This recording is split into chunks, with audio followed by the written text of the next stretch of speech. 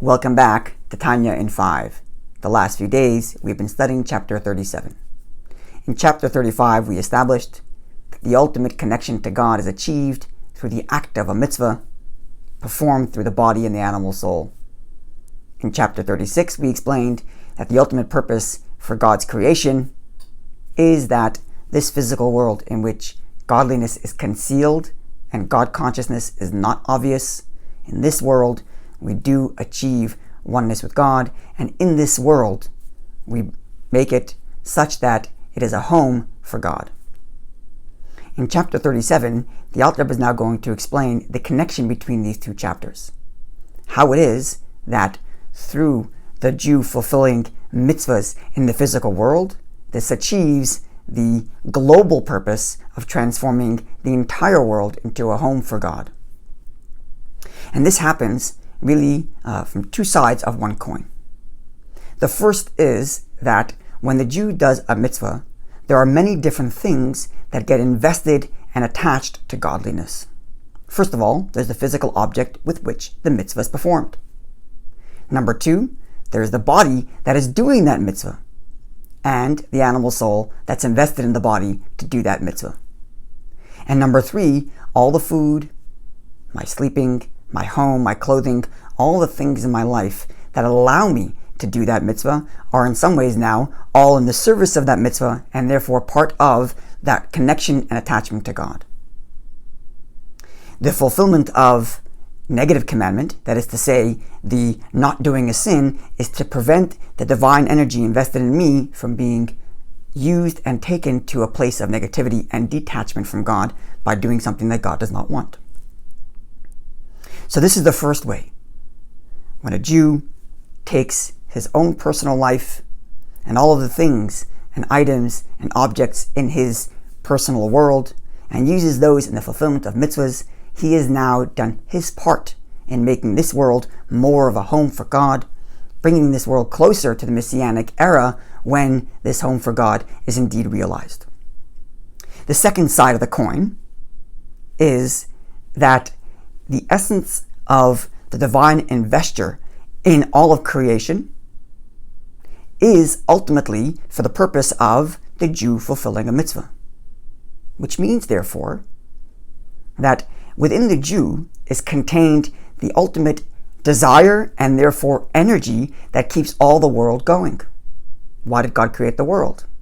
Why did He invest all that energy? Well, ultimately for the Jew to do a mitzvah. And therefore, the moment the ultimate purpose is fulfilled, then the entire investure in creation is justified, because he invested in creation for that ultimate mitzvah. And therefore, when all Jews fulfill all the mitzvahs as they are commanded, then the entire investment in creation has now been justified and come to its ultimate purpose, which was the Jew fulfilling the mitzvah. The Alter Rebbe concludes then by telling us that with all the above, we understand the virtue of two particular mitzvahs. The first is the mitzvah of charity. Because charity takes up so much of my personal life, in that it takes me lots of energy and work and time to earn that money. And additionally, the money is something that I could buy whatever I want for my own personal life. When I give that to charity, when I give that to mitzvah, then all of my life that was invested in that money is now elevated and part of this grand plan of making this world a home for God. On the other hand, we are told that Torah study is the highest of mitzvahs.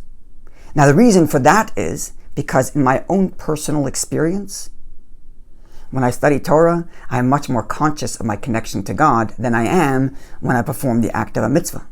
And therefore, Torah study has that virtue in which I experience relationship to God more than when I do a mitzvah. But nonetheless, as far as God's purpose goes, action is the primary thing, as the Mishnah tells us. Because at the end of the day, the purpose is that this world, the physical world, be a home for God, and therefore the ultimate is the physical acts of mitzvahs, notwithstanding the great virtue of Torah study. The takeaway from all of this is, we have to remember that our actions are not private. It's not as if I live my own personal little life and I do more mitzvahs or less mitzvahs and it doesn't really make a difference. Completely wrong. your action of mitzvahs affects the entire world around you. Think of the device you are using right now to study along with us. That device is created by parts that come from all over the world. Now, God invested His energy into all those various different factories that created all those various different parts that are now in the device you are using to study. And all of those locations and all the divine energy invested in those locations are waiting for you. What are you going to do with this device? Are you going to study, thus fulfilling the purpose for which all of those locations were created? Or, God forbid, are you going to use that device for something negative? Looking forward to seeing you when we conclude chapter 38.